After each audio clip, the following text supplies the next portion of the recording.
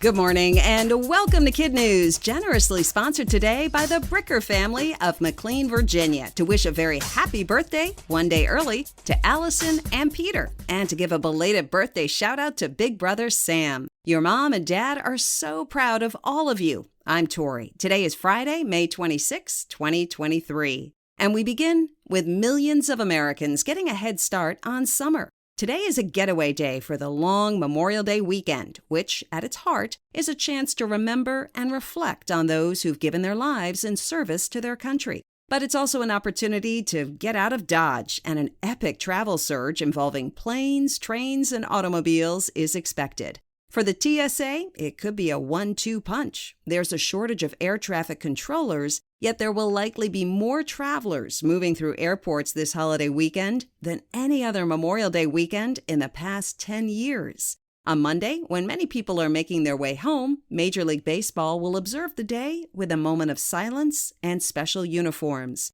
The league says it's trying to recognize the importance of remembering, show gratitude, and help teach younger Americans the significance of the day.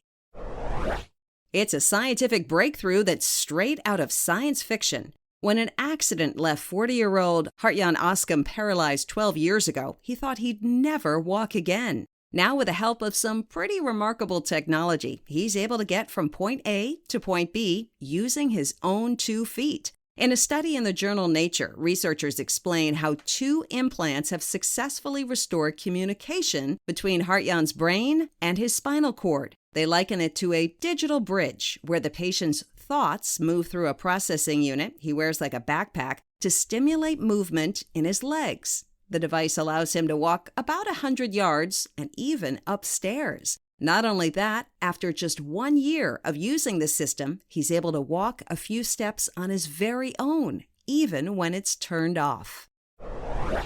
Space tourism is one step closer to becoming a reality. Yesterday, Virgin Galactic successfully launched its supersonic plane, VSS Unity, sending a 6-person crew to the edge of space. Powered by a rocket, the plane took off from a New Mexico runway, soared approximately 50,000 feet into the air before firing up its own engine to reach its destination 50 miles high, where reportedly the passengers would undergo weightlessness and see the curvature of the Earth. According to the company's Twitter, next up is a research mission planned for late June. If all goes well, officials are hoping to begin selling what will likely be some pretty pricey tickets soon after that. From up above to the bottom of the deep, dark sea, where scientists have just discovered 5,000 previously unknown sea creatures thriving in a vast area known as the Clarion-Clipperton Zone, a mineral-rich region located between Hawaii and Mexico. From neon yellow sea cucumbers dubbed gummy squirrels to carnivorous sponges, the findings in the journal Current Biology describe an underwater wilderness filled with biodiversity that's nearly unimaginable. While amazing, the new discoveries are also causing concern to environmentalists. The CCZ is also home to what's known as polymetallic nodules, a potential source of minerals used in the development of renewable energy for electric vehicles. As countries and companies gear up for underwater mineral extraction, scientists are highlighting the need to protect the marine life that shares the space. Expect a busy weekend on the roads and at the movies. Disney's long-awaited live-action adaptation of The Little Mermaid is expected to make a big splash at the box office. Forecasters predict the film will bring in $120 million in the U.S. alone. It's based on Hans Christian Andersen's 19th century classic tale and features Halle Bailey as Ariel, Melissa McCarthy as Ursula, and Awkwafina as Scuttle. Fans of the original film will want to pay close attention to the music. Alan Menken, who composed for the animated version, is back, but he's not alone. In addition to reworking some of those classic tunes, he's collaborated on some new ones with none other than Hamilton's Lin-Manuel Miranda, who also wrote songs for Disney's Moana and Encanto. That's it for KidNuz. Now, our KidNuz quiz, sponsored today by the Skoranek family to say happy birthday to Edith, who is listening on her way to Ephesus Elementary in Chapel Hill, North Carolina. Edith and her sister Lila love listening to KidNuz every day on their way to school. Now, today's quiz. Whom is Memorial Day meant to honor?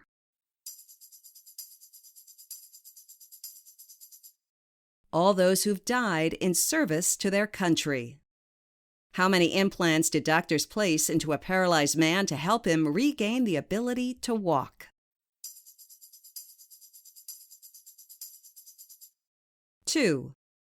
What's the name of the Virgin Galactic spaceship that just had a successful test flight? The VSS Unity. Scientists discovered how many previously unknown sea creatures deep in the Pacific Ocean? 5,000. In our KidNuz Kicker, for those of you taking to the skies this weekend, a flight attendant has finally put an end to the debate over who gets the armrests. Kristen Kirlby told the New York Times that those in the middle seat, and kids, let's face it, that's probably you, don't just get one, you get both. Some of her other words of wisdom: remember to bring headphones, and for the love of Pete, keep your shoes on, especially in the bathroom. Thanks again to our sponsors today, the Bricker family of McLean, Virginia, for underwriting our episode. Happy birthday, forward and backwards, to Allison, Peter, and Sam. And hello to all the WES Dragons and Mrs. Sheminsky, Mrs. Poland, and Mrs. Davies at Washington Episcopal School in Bethesda, Maryland. And thank you to our quiz sponsor, the Skoronics of Durham, North Carolina. Happy birthday to Edith, and hello to her amazing teachers, Ms. Casto and Mr. Cook. Edith, your mom, Dad, Lilla, Toffee, and Wilbur are excited to celebrate you all month long. Also, a big hello to our other KidNuz teachers, Mrs. Turner at Countryside Elementary School in Sterling, Virginia, Ms. Akins and her Sentinels at the Arizona State School for the Deaf and Blind in Tucson, Arizona, Ms. Drustis and her Lions at Gideon Hausner Jewish Day School in Palo Alto, California. Thanks for listening. Our Week in Review quiz is up on our website. And for those of you who've signed up, the word search is in your emails. Have a great holiday weekend. We'll see you back here for more KidNuz Tuesday morning.